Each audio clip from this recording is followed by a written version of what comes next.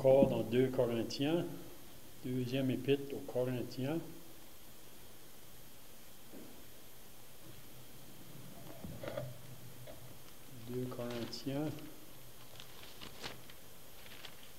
On va lire la fin du verset 6, parce que on va lire aujourd'hui le chapitre 7, là, mais on va lire à la fin du chapitre 6, parce que c'est le verset 1 du chapitre 7 se relie avec la fin du chapitre 6.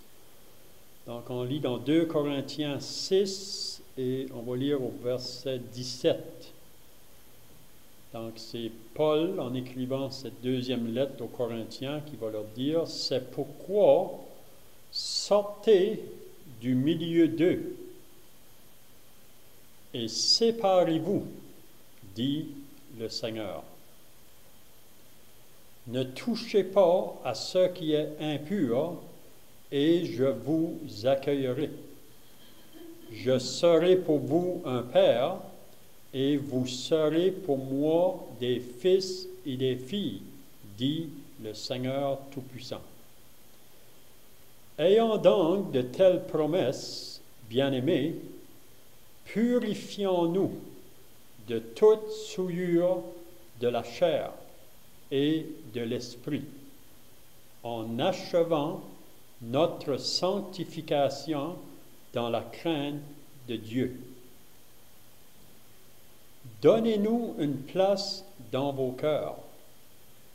Nous n'avons fait tort à personne. Nous n'avons ruiné personne. Nous n'avons tiré du profit de personne. Ce n'est pas pour vous condamner que je parle de la sorte, car j'ai déjà dit que vous êtes dans nos cœurs à la vie et à la mort. J'ai une grande confiance en vous. J'ai tout sujet de me glorifier de vous. Je suis rempli de consolation. Je suis comblé de joie au milieu de toutes nos afflictions. Car depuis notre arrivée en Macédoine, notre chair n'eut aucun repos. Nous étions affligés de toute manière, lutte au dehors, crainte au dedans, mais Dieu qui console ceux qui sont abattus nous a consolés par l'arrivée de Tite, et non seulement par son arrivée, mais encore par la consolation que Tite lui-même ressentait à votre sujet. Il nous a raconté votre ardent désir, vos larmes, votre zèle pour moi, en sorte que ma joie a été d'autant plus grande.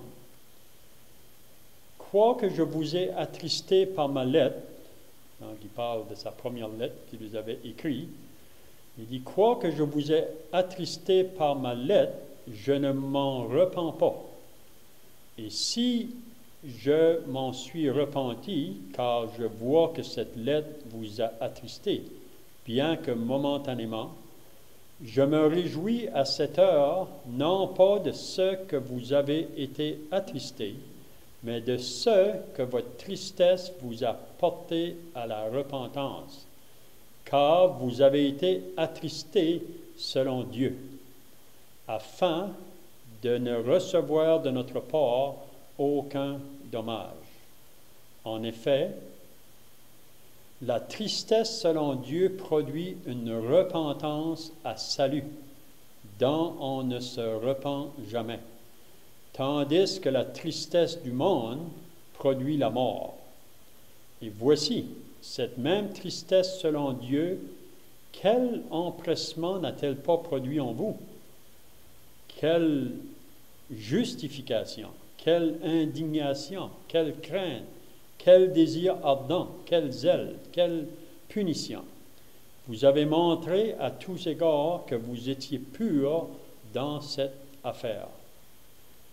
Si donc je vous ai écrit, ce n'était ni à cause de celui qui a fait l'injure, ni à cause de celui qui l'a reçu, c'était afin que votre empressement pour nous soit manifesté parmi vous devant Dieu. C'est pourquoi nous avons été consolés. Mais outre notre consolation, nous avons été réjouis beaucoup, plus encore par la joie de Tite, dont l'esprit a été tranquillisé par vous tous. Et si devant lui, je me suis un peu glorifié à votre sujet, je n'en ai point eu de confusion. Mais comme nous vous avons toujours parlé selon la vérité, ce dont nous sommes glorifiés auprès de Tite, c'est trouvé d'être aussi la vérité. Il éprouve pour vous un redoublement d'affection au souvenir de votre obéissance à tous et de l'accueil que vous lui avez réservé avec crainte et tremblement. Je me réjouis de pouvoir en toutes choses me confier en vous. C'est tout ce qu'on va lire dans la parole de Dieu.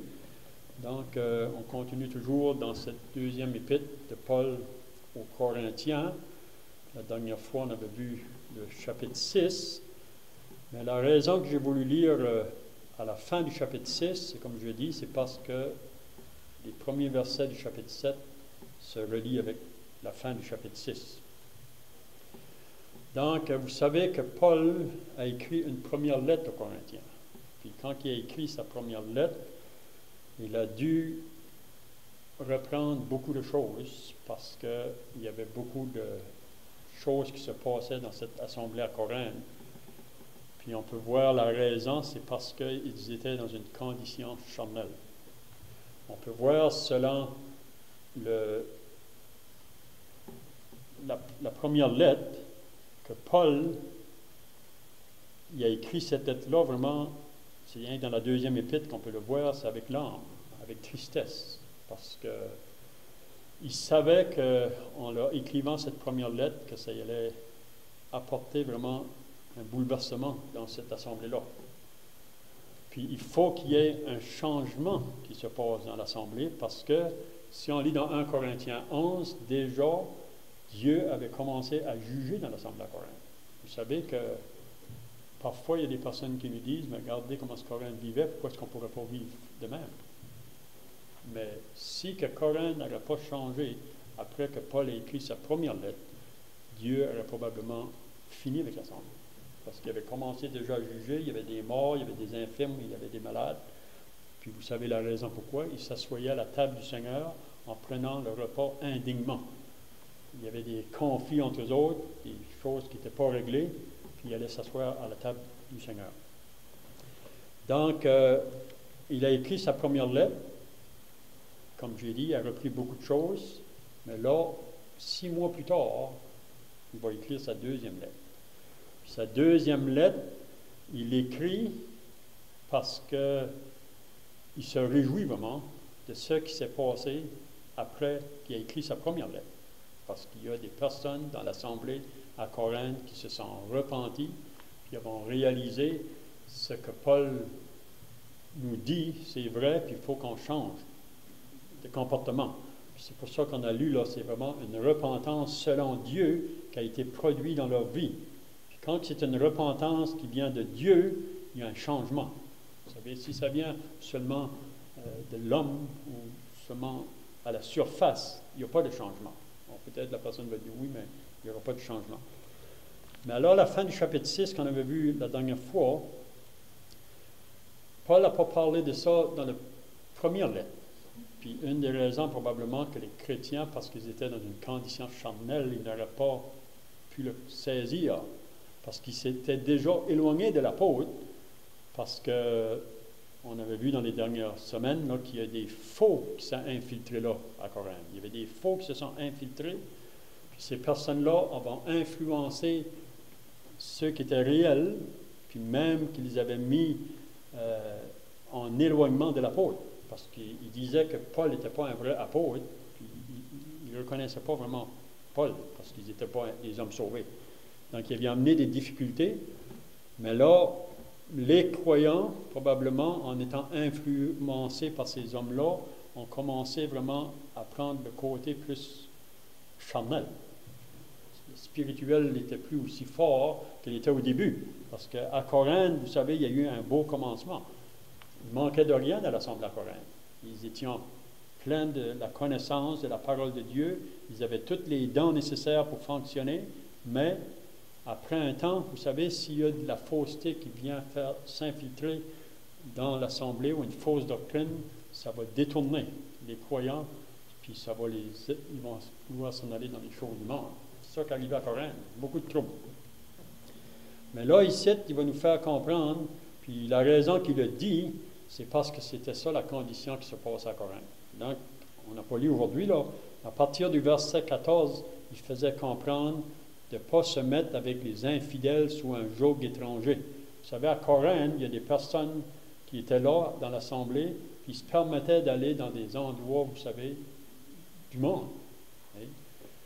Ils allaient encore dans les temples qui étaient sortis autrefois, dans les temples d'idoles. Ils pensaient qu'ils pouvaient aller là, mais non. Donc, Paul le faisait comprendre, ne vous mettez pas avec les infidèles sous un joug étranger. Puis là, il nous fait comprendre la raison pourquoi. Puis on avait vu la dernière fois qu'il y a 3 sortes de jougs étrangers. Il y a le côté dans le mariage, le côté dans le commerce, et le côté dans le système religieux, le côté religieux. Vous savez, de ne pas s'affilier avec ces personnes parce qu'ils sont toujours dans le royaume des ténèbres. Donc la lumière et les ténèbres ne devraient pas se mélanger ensemble. C'est ça que Paul veut faire comprendre. Donc au verset 17 qu'on a lu, là, Paul va leur dire, c'est pourquoi sortez du milieu d'eux. On lit ça dans l'Apocalypse au chapitre 18, sortez du milieu d'eux, mon peuple, afin que nous ne preniez point à part à leur fléau. Donc, sortez du milieu d'eux et séparez-vous. Donc, une chose qu'on avait soulignée la dernière fois, c'est quand il nous parle de sortir et de se séparer, il faut bien comprendre que ce n'est pas l'isolation. Il ne nous demande pas de nous isoler. Vous savez, le peuple de Dieu n'est pas appelé à être isolé du monde. Parce qu'on est appelé à aller dans le monde pour être un témoignage afin que d'autres pourraient être gagnés à Christ. Vous savez, il y a des sectes religieuses aujourd'hui, ou même dans le monde croyant, il y a réellement des croyants qui ont pensé que la vie chrétienne, il faut s'isoler complètement du monde. Il faut se retirer complètement pour avoir des contacts avec le monde. Mais c'est faux. Jésus a dit, je ne te prie pas de les ôter du monde, mais de les préserver du mal. Mais on n'est pas dans le monde, on ne fait pas partie du monde, on n'est pas... Mais notre but, c'est vraiment d'aller pour être un témoignage pour les autres. Donc, il va dire, sortez du milieu d'eux et séparez-vous, dit le Seigneur. Donc, il doit y avoir une marque de séparation entre ceux qui sont toujours dans les ténèbres avec ceux qui sont dans la lumière. Je pense que cette marque de séparation-là doit nous affecter dans tous les aspects de notre vie. Je crois qu'il faut que chacun de nous, ça peut être quand on est dans l'aspect familial, la famille, quand on est au travail, partout où on peut être, le croyant devrait être distingué entre ceux qui sont toujours dans les ténèbres avec ceux qui sont dans la lumière. Il y aura une distinction. Donc, c'est pour ça qu'on est appelé, à un moment donné, on peut être avec un groupe de personnes, mais il y a des choses qui se passent qu'on est appelé à se retirer vraiment. On sait qu'on n'est plus à l'aise, là. C'est un peu comme ce que Paul dit dans l'Épître aux Éphésiens. Il dit de ne pas participer aux œuvres des ténèbres, mais plutôt les condamner. Donc, à un moment donné, moi je crois la manière qu'on peut condamner les œuvres des ténèbres, c'est soit qu'on se retire, on n'est plus à l'aise, ou parfois qu'on le dénonce, les choses qu'ils font, c'est pas selon la parole de Dieu. Donc, sortez du milieu d'eux et séparez-vous, dit le Seigneur. Ne touchez pas à ce qui est impur et je vous accueillerai. Donc, il y a vraiment un attachement là, à Dieu avec ses enfants, son peuple, si qu'on va être prêt à nous séparer, parce que Dieu est un Dieu saint, Dieu est un Dieu pur, Dieu est un Dieu vrai. Donc, ceux qui vont vouloir marcher dans sa parole, en obéissance à sa parole, il va y avoir ce côté de séparation. Si on lit les prophètes, tous les prophètes qui ont écrit dans la parole de Dieu, c'était des hommes souvent qui ont dû marcher seuls. parce qu'ils allaient vers leur propre peuple. Mais le peuple était tellement éloigné que souvent les prophètes devaient marcher seuls. On voit ça avec Jérémie. Jérémie nous dit dans la lettre qu'il a écrite, « Tu m'as persuadé, Éternel, et je me suis laissé persuader. Tu m'as saisi, tu m'as vaincu, et je suis chaque jour un objet de raillerie, un sujet de moquerie. » Et de qui? De la part du peuple, du propre peuple dans lequel il devait leur parler. Puis Jérémie devait aller, même s'ils vont écouter, qu'ils ne vont pas écouter, il devait leur parler, leur dire vraiment. Ce qu'il faisait, ce n'était pas en accord avec la volonté de Dieu. Donc, il va y avoir une place spéciale pour la personne qui va être prête à prendre position pour Dieu, pour le Seigneur. Vous savez, on peut peut-être paraître seul à la vue du monde, mais on n'est jamais seul. Avec Dieu, il est toujours là, présent avec nous. Puis c'est ça que Jérémie nous dit aussi dans sa lettre. Donc, « Et séparez-vous, dit le Seigneur, et vous serez pour moi des fils et des filles, dit le Seigneur Tout-Puissant. » Donc, vraiment un lien très proche avec le Père. Maintenant, on va au chapitre 7. Là, ça continue un peu avec la même pensée. « Ayant donc de telles promesses. » Donc, ce qu'il vient de nous dire. « Ayant donc de telles promesses, bien-aimés, purifions-nous de toute souillure de la chair et de l'esprit, en achevant notre sanctification dans la crainte de Dieu. » Donc, encore ici, Paul dit ça dans sa deuxième épître. Dans la première épître, il y a eu de la difficulté à dire ça, parce que les chrétiens étaient dans une condition charnelle. Quand on est dans une condition charnelle, on ne peut pas comprendre pleinement la vie spirituelle des anges. On est éloigné. Mais quand on revient, qu'on est restauré de nouveau, là, la parole fait du bon sens, si on peut dire. Là, on comprend qu'est-ce que Dieu veut pour nous. Donc, il dit, ayant donc cette promesse, purifions-nous de toute souillure de la chair et de l'esprit en achevant notre sanctification dans la crainte de Dieu. Vous savez, c'est ça qu'on a été appelé. Si vous lisez dans 1 Thessaloniciens, au chapitre 4, ce que Dieu veut pour nous, c'est notre sanctification.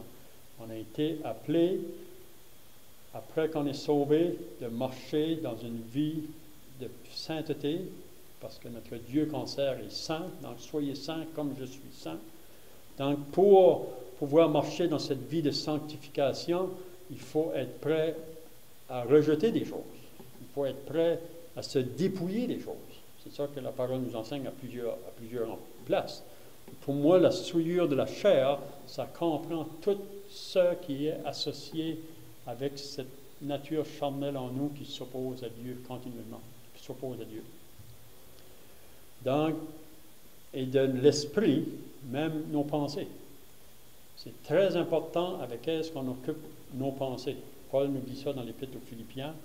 Il dit qu'on devrait occuper nos pensées avec les choses qui sont pures, qui sont vraies, qui sont dignes de louange, des choses qui vont nous approcher de Dieu, si on peut dire.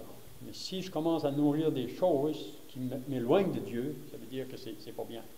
Et vous savez, aujourd'hui, dans le monde qu'on vit aujourd'hui, il y a toutes sortes de choses qui nous est présentées, qu'on peut voir des yeux, qu'on peut entendre, qui est contraire complètement à la parole de Dieu.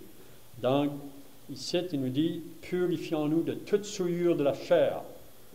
Tout ce qui vient de la chair, puis ça peut être sur différents aspects. On pourrait penser, Paul dit dans l'Épître aux Galates, marchez selon l'esprit et vous n'accomplirez pas les désirs de la chair. Parce que les désirs de la chair ont des désirs contraires à ceux de l'esprit, elles s'opposent. Puis là, il mentionne une liste qui est comprise aux œuvres de la chair. Puis vous savez, se purifier des œuvres de la chair, ça peut être l'amertume. Et si ça vient en nous, il faut rejeter ça. La jalousie, la colère, les disputes, les querelles, c'est tout ça qui se passait à Corinthe quand Paul écrit sa première lettre. Parce qu'ils étaient charnels, ils avaient des divisions parmi eux autres, des disputes, des querelles, des jalousies. Et ça, c'est des œuvres associées à la chair. Donc, il faudrait rejeter ça. Puis aussi, ce qui est associé aux œuvres de la chair, ça peut être la vie de débauche. Vous savez, la vie où on se donne complètement au péché dans toutes ses formes. Mais nous, comme chrétiens, on est appelés à se séparer des autres. Okay? Donc, en achevant notre sanctification dans la crainte de Dieu, c'est pas qu'on a peur de Dieu, mais maintenant qu'on est sauvé, on a une certaine crainte de déplaire à Dieu. On veut lui être agréable. C'est ça que Paul dit dans l'Épître aux Éphésiens aussi. Cherchez toujours à faire ce qui est agréable au Seigneur. Donc, vouloir faire ce qui est bien.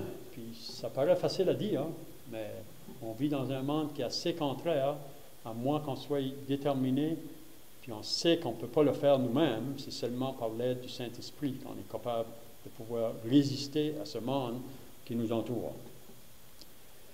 Maintenant, il va dire au verset 2, « Donnez-nous une place dans vos cœurs. » Parce que vous savez que les chrétiens à Corinthe avaient fermé leur cœur à l'apôtre Paul. Puis, comme j'ai dit tout à l'heure, c'est parce qu'il y a des faux qui sont infiltrés après que Paul est parti de là, puis ils les ont détournés de l'apôtre. C'est pour ça qu'ils sont devenus dans une condition charnelle. Puis quand on est dans une condition charnelle, on ne peut pas comprendre l'homme spirituel. Pour moi, pour comprendre un homme spirituel, il faut être nous-mêmes dans une condition spirituelle.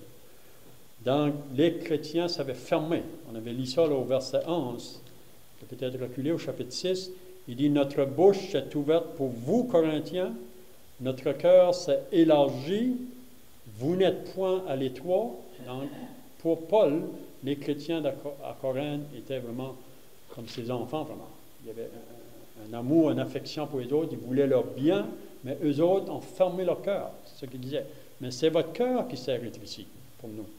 Rendez-nous l'appareil, je vous parle comme à mes enfants, élargissez aussi votre cœur. Puis là, quand on arrive au chapitre 2 du chapitre 7, donnez-nous une place dans vos cœurs. Donc, il veut que les Corinthiens s'ouvrent, puis je crois qu'ils sont dans une condition maintenant pour ouvrir leur cœur de nouveau à l'apôtre.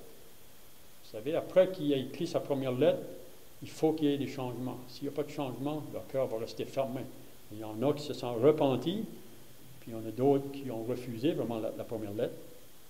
Donc, donnez-nous une place dans vos cœurs. Puis là, il va leur dire, nous n'avons fait tort à personne. Nous, Paul et ses compagnons et les autres apôtres qui marchent dans la fidélité pour Dieu, vous savez, le vrai serviteur de Dieu ne vient pas pour retirer du peuple. Il vient pour apporter au peuple. Vous allez toujours voir ça.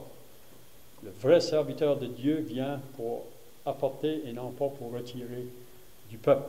Puis on peut voir ça aussi dans l'Ancien Testament. Le faux prophète attire les choses après lui, tandis que le vrai prophète, il attire les choses pour le peuple et pour Dieu. Donc, donnez-nous une place dans vos cœurs. Nous n'avons fait tort à personne. Donc, on n'a pas fait tort à personne.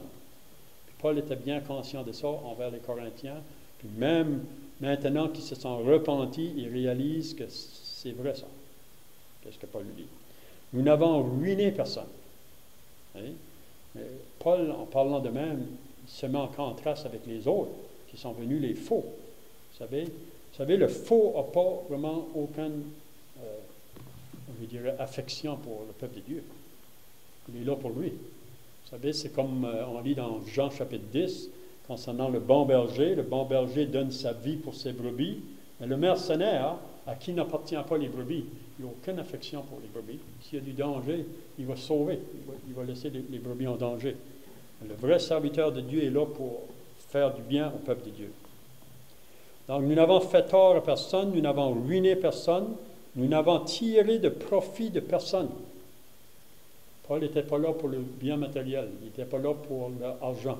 Vous savez, le faux, aujourd'hui, ils sont là en utilisant la parole pour leur intérêt, dans le but du gain. Vous savez, c'est pour ça que Jésus a dit dans Matthieu 7, 21, « Ceux qui me disent « Seigneur, Seigneur » n'entreront pas tous dans le royaume des cieux, mais celui-là seul qui fait la volonté de mon Père qui est dans les cieux.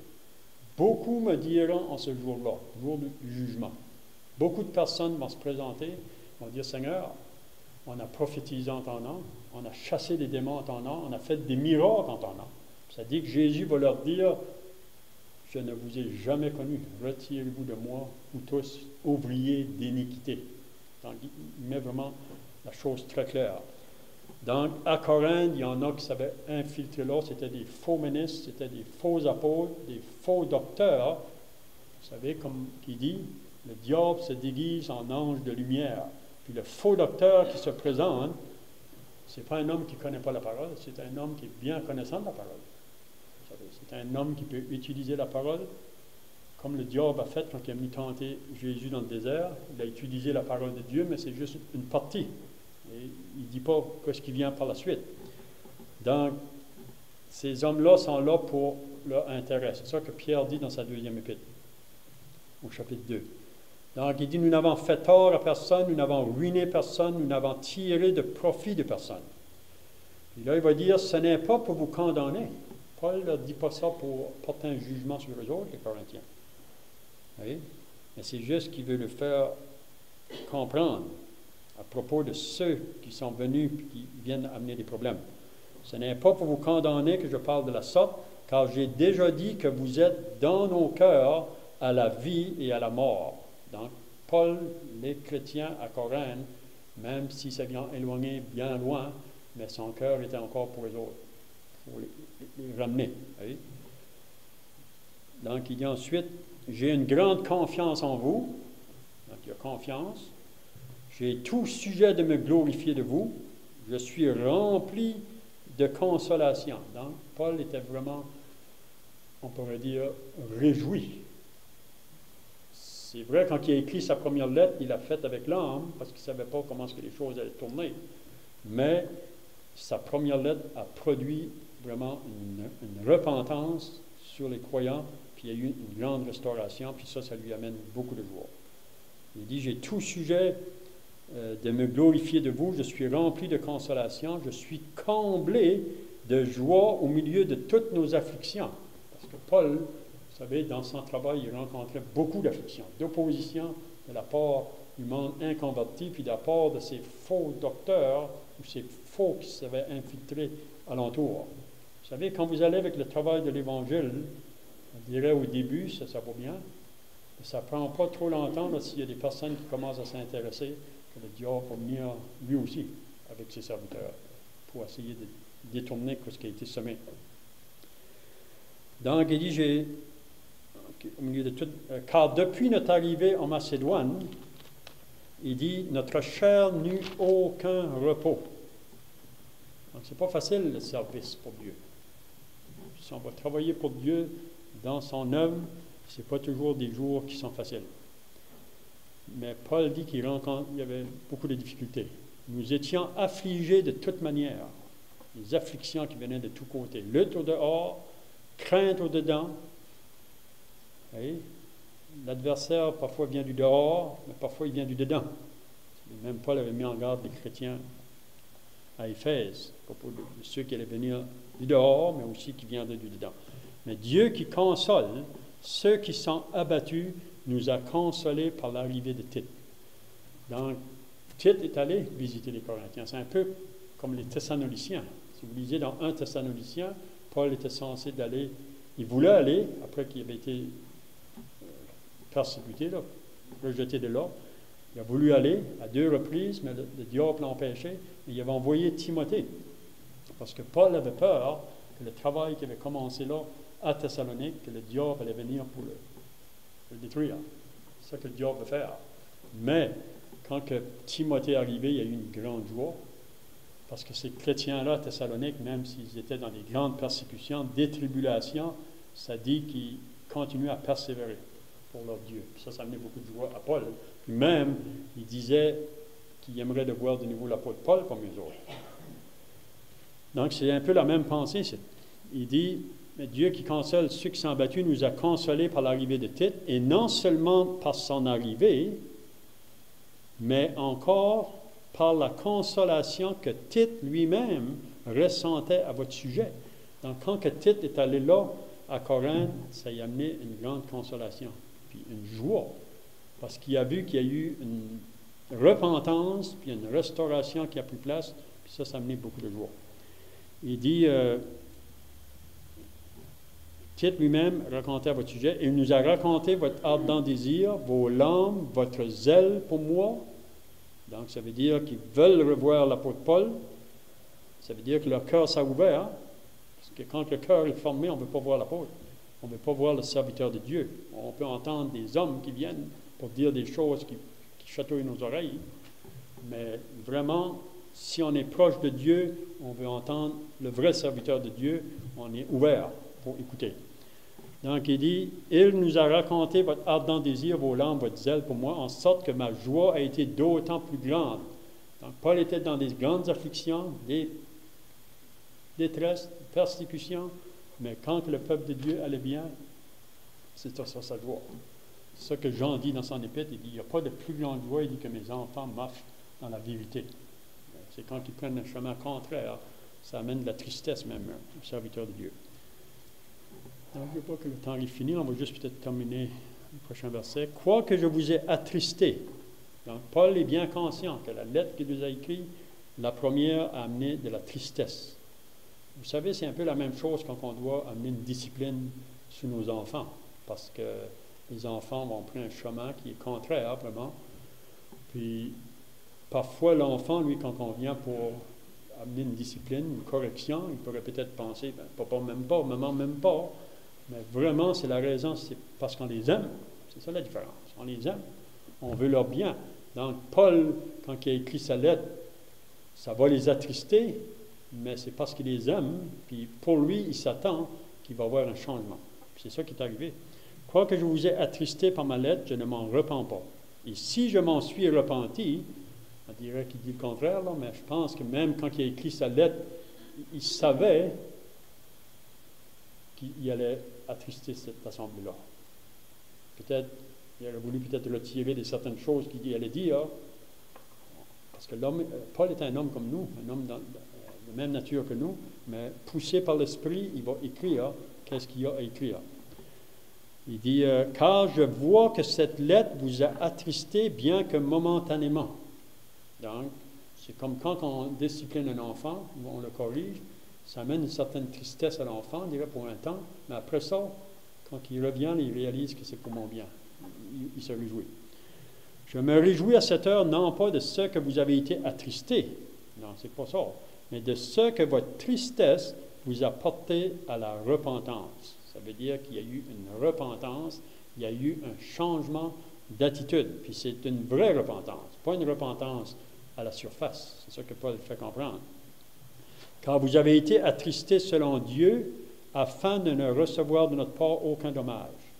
En effet, la tristesse selon Dieu produit une repentance à salut. » Donc, quand c'est fait par Dieu, c'est un peu comme avant qu'on soit sauvé. Avant d'être sauvé, il faut vraiment arriver à ce temps de repentance. Puis ça devient une réalité à l'intérieur. Ce n'est pas juste quelque chose à la surface. Puis quand c'est une réelle repentance, ça va produire un changement. Ça ne va pas rester là. Donc, il dit, « Car vous avez été attristés selon Dieu afin de recevoir de notre part. » OK. En effet, la tristesse selon Dieu produit une repentance à salut dont on ne se repent jamais. On ne regrette jamais ça. Est-ce que vous regrettez quand vous êtes repenti pour votre salut? On ne regrette pas ça. C'est une vraie repentance. La même chose. Après qu'on est sauvé, si on prend un chemin d'éloignement, les frères doivent venir nous parler, ou même les serviteurs de Dieu. Puis, aussi longtemps qu'il n'y a pas vraiment de repentance, il n'y a rien qui va se faire. Mais le moment que ça pénètre, ça va agir. Il dit, tandis que la tristesse du monde produit la mort. C'est juste quelque chose qui est à la surface. Donc, on finit avec le verset 11 et 7. Et voici cette même tristesse selon Dieu, quel empressement. Donc, on voit qu'est-ce que ça produit parmi les chrétiens à Corinthe. Ça a vraiment produit quelque chose de positif. Il mentionne plusieurs choses ici, là. Quelle justification, quelle indignation, quelle crainte, quel désir ardent, quel zèle, quelle punition. Vous avez montré à tous égards que vous étiez purs dans cette affaire. Donc, on va arrêter là pour la lecture d'aujourd'hui. J'espère que ces paroles-là vont nous aider, chacun de nous, parce que ne pensez pas que ça va y aller de mieux en mieux. On vit dans un monde aujourd'hui qui a tellement de choses, confusion, que même ça confuse le peuple de Dieu.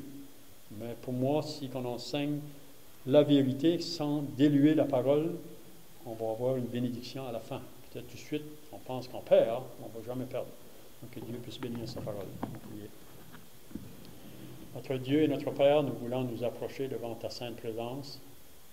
Nous réalisons encore que tu nous as laissé ta parole pour qu'on puisse apprendre à connaître tes pensées et tes voies.